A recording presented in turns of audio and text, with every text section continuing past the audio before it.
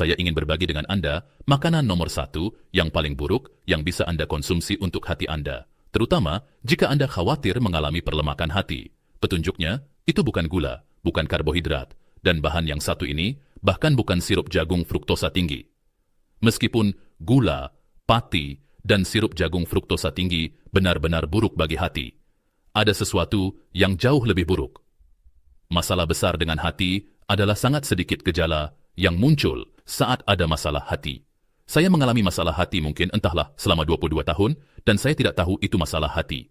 Sebenarnya, saya punya beberapa gejala tetapi saya tidak menghubungkannya. Banyak gejala saya berada di bahu kanan melalui otot trapezius di sini dan menjalar ke belakang tulang belikat dan juga tepat di bawah tulang rusuk kanan saya seperti di sini. Rasanya selalu, Anda tahu, nyeri, pegal, kaku, dan kembung selama bertahun-tahun. Saya tidak tahu itu apa. Tentu saja, masalah di bagian bawah ini adalah saluran empedu saya, seperti pipa-pipa kecil yang terhubung ke kantong empedu. Namun itu bagian dari sistem hati karena hati memproduksi empedu. Jadi saya mengalami masalah ini sangat lama. Itulah mengapa saya membuat banyak video tentang hati karena saya benar-benar membalikkan kondisi hati saya. Dan itu satu mitos besar yang ingin saya bahas. Karena orang berpikir bahwa sekali Anda memiliki masalah hati, Anda akan selalu memiliki masalah hati. Sama sekali tidak. Hati itu sangat tangguh dan sangat kuat. Ini adalah salah satu dari sedikit organ yang dapat beregenerasi sepenuhnya 100%. Jadi itu satu mitos. Mitos lainnya adalah bahwa hati dipenuhi toksin. Sangat beracun. Itu tidak benar. Hati mendetoksifikasi racun. Hati tidak menyimpan racun. Sel-sel lemaklah yang menyimpan racun. Hati membuang toksin. Begitu hati mulai membentuk jaringan parut dan berkembang menjadi sirosis, risiko terkena kanker hati meningkat tajam. Penanganan yang dimiliki dunia medis tidak terlalu baik. Biasanya, transplantasi hati masuk daftar tunggu, dan tidak banyak orang yang memiliki hati sehat untuk didonorkan. Anda seperti bermain menunggu, semoga bisa bertahan sampai mendapat hati. Lalu jika Anda mendapat hati baru, Anda harus minum obat anti penolakan, seperti prednison. Dan Anda harus menghadapi efek sampingnya.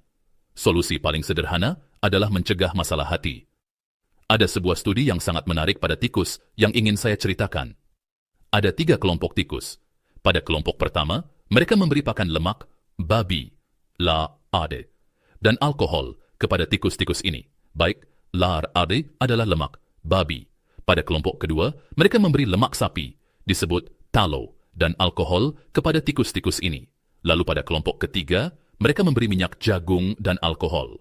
Sekarang, yang menarik adalah kelompok pertama yang mendapat lard, lemak babi, dan alkohol mengalami kerusakan hati minimal. Dan ini berkaitan dengan pengujian kerusakan hati dan perkembangan perlemakan hati. Karena ada alkohol yang terlibat, saya agak berharap mereka menambahkan satu kelompok lagi pada uji ini, seperti kelompok tikus yang hanya mengonsumsi alkohol untuk melihat apa yang akan terjadi. Namun bagaimanapun, kelompok pertama yang mendapat lemak babi, lard, dan alkohol mengalami kerusakan hati minimal. Kelompok berikutnya dengan tallow, lemak sapi, dan alkohol hampir tidak mengalami kerusakan hati. Apa artinya? Itu berarti lemak sapi berpotensi melindungi hati. Itu menarik. Sebenarnya, itu memukau, terutama karena saya banyak mengonsumsi lemak sapi dalam pola makan saya, dan tampaknya saya tidak lagi memiliki banyak masalah hati.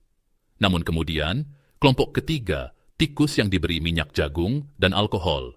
Tebak apa yang terjadi pada mereka? Tidak bagus.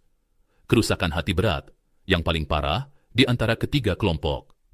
Makanan atau bahan terburuk bagi perlemakan hati atau hati secara umum adalah minyak biji-bijian, seed oils. Minyak biji-bijian sangat proinflamasi. Minyak ini sangat merusak, terutama karena cara pengolahannya. Di sini, Anda dapat melihatnya. Sekarang, hal yang menarik tentang minyak biji ini adalah kita melihat gambar-gambar vegetable oil karena memang disebut minyak sayur.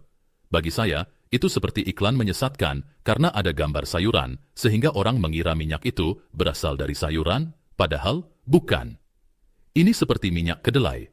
Menurut saya, hanya soal waktu sebelum mereka bermasalah karena iklan. Sebab itu bukan minyak sayuran.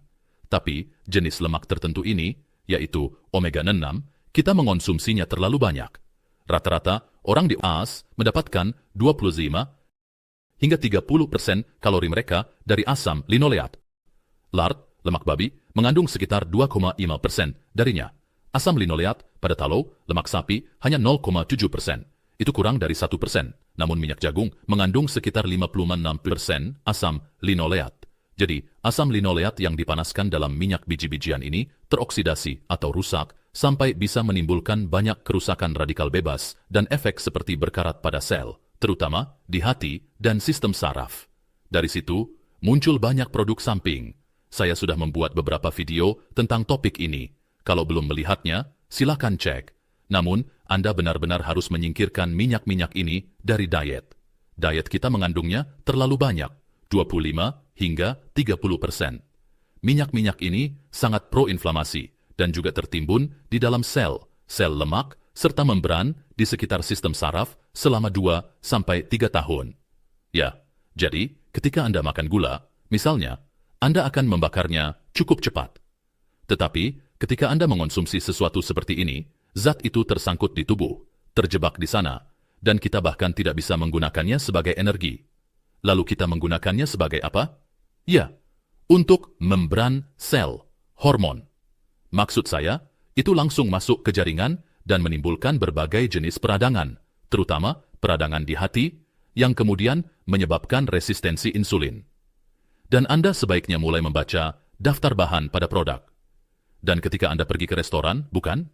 Tanyakan saja, minyak jenis apa yang Anda gunakan untuk menggoreng makanan saya?